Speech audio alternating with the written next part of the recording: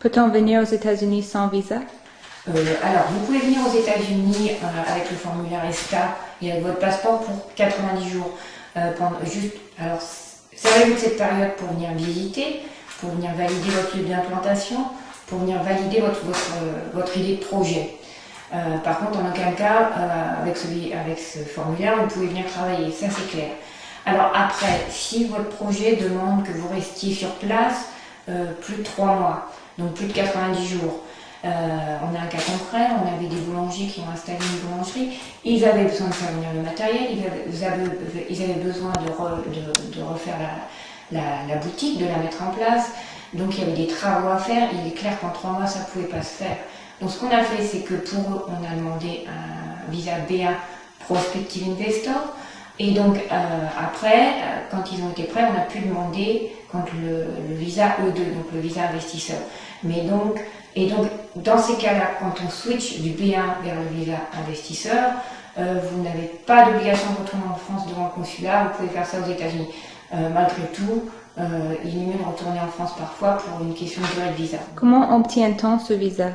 Alors, pour le visa E2, qui est le visa investisseur, il faut, j'arrête pas de le dire, il faut bien préparer son projet. Donc, choisir son lieu d'implantation. Une fois que vous avez choisi le lieu d'implantation, que vous avez déterminé votre budget, il va falloir monter votre société. Donc ça, c'est pas le plus difficile à faire.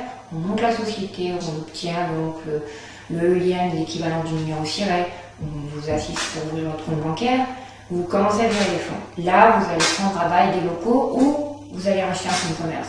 Alors vous dites oui, mais on commence à dépenser, c'est mettre la chaleur dans les bœufs. Effectivement, en général, il faut commencer à investir, parce qu'en général, il faut commencer à investir avant même d'avoir le visa. Alors ce qui se passe, c'est quand vous prenez un bail commercial, un bien, ou quand vous rachetez un fonds de commerce, on mettra une clause suspensive d'obtention du visa, ce qui permet donc de récupérer vos fonds. Ensuite, il faut faire le business plan, qui est la pièce maîtresse pour l'obtention du visa. Donc on va démontrer que vous avez investi, on va démontrer que vous avez un plan financier sur 5 ans, on va montrer votre plan d'embauche sur 5 ans, on va montrer votre projet. Le visa investisseur est donné pour combien de temps? Le visa peut être donné pour 2 ou 5 ans, entre 2 et 5 ans. Donc c'est à la discrétion de la personne que vous avez rencontrée au consulat. Maintenant, il faut savoir que nous, on n'obtient plus tous les visas pour 5 ans. Et que si votre projet est bien préparé, si vous démontrez que vous avez la capacité de réussir, il n'y a pas de raison que vous n'ayez pas le visa pour 5 ans. Alors, après, il faut savoir que ce visa est renouvelable tant que votre business marche.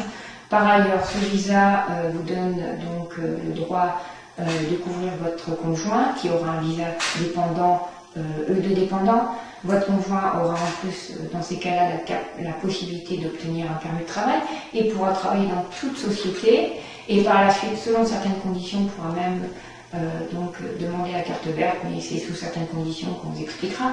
Et par ailleurs, ce visa couvre également vos enfants jusqu'à 21 ans, ce qui leur permet d'aller dans n'importe quelle école aux États-Unis et vivre comme tout Américain. Doit-on passer par un avocat pour faire la demande de visa? Alors, c'est pas une obligation légale, mais évidemment, c'est très conseillé, tout bonnement parce que le visa doit être préparé sous certains formats. Si vous ratez votre demande, pour récupérer cette demande, c'est très difficile. Par ailleurs, tous les frais que vous faites, que ce soit pour faire le business plan, ou les frais d'avocature, pour faire la demande au palais consulaire, pour vous préparer, pour que vous soyez prêt devant le consulat, etc. Tous ces frais font partie de l'investissement. Donc c'est pas perdu, ça fait partie de votre investissement et ça montre aussi votre sérieux.